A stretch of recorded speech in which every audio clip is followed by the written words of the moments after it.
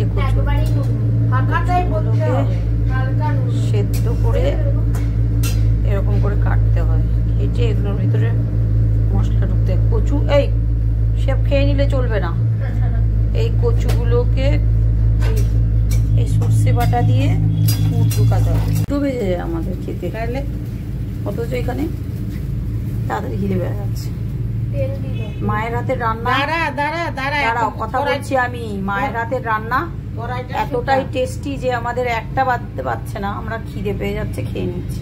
এই কচুটা লম্বা লম্বা হয়, দেখবেন বাজারে পাওয়া যায় কচুটা, ছাল ছুলে এরকম হালকা করে নুন হলুদ দিয়ে সেদ্ধ করে দিতে হয়, তারপরে লঙ্কা দিয়ে সর্ষেটাকে পেস্ট করে নুন দিয়ে মেখে পুরটা বার করে এরকম করে দিয়ে তারপর এমনি ভয়েস ওভার দিতে হবে আমাকে। এমনি তো আমি চেঁচামেচি করছিলাম, দিতে পারবো।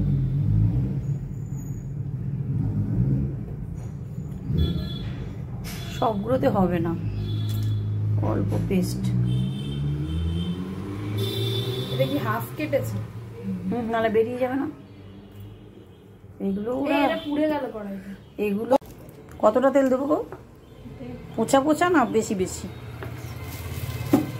তেল লাগে, তেল ছাড়া কি করে বানাবো? তো পোস্ত, চিংড়ি পোস্ত হয়ে গেছে। এটা ঠিকই তোমার শর্টটা বেশ ভালো হলুদ পড়েছে, কিন্তু কি তুমি আরো জল দিলে শর্টটা আরো পড়বে। দুধটা ঘন হয়ে গেলে তোমাদের ক্ষতিকারক, তাই না? বেশি ঘন দুধ খাওয়া কিছু করে না। আমাদের খানা করলে ঘন করি না, অত দই পাতলে একটু শুকিয়ে দইটা তাহলে চাপ চাপ হয়।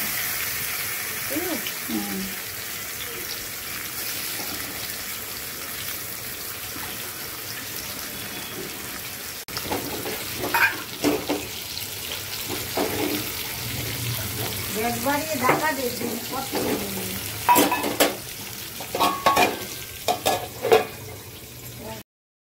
এই কচুগুলোকে বলে সারো কচু আমার মায়ের ভাষায়, জানি না অন্য কিছু বলে কিনা কলকাতাতে।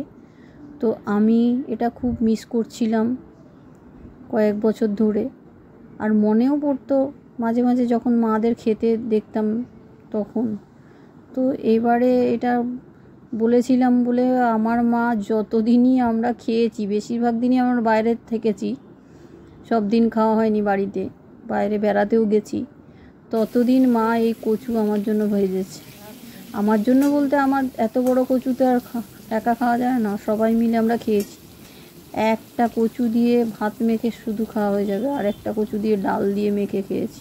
আমাদের আবার ডালের সঙ্গে একটু ভাজা লাগে। তো এইভাবে করে আমার কচু খাওয়াটা এবছর সার্থক হয়ে গেছে।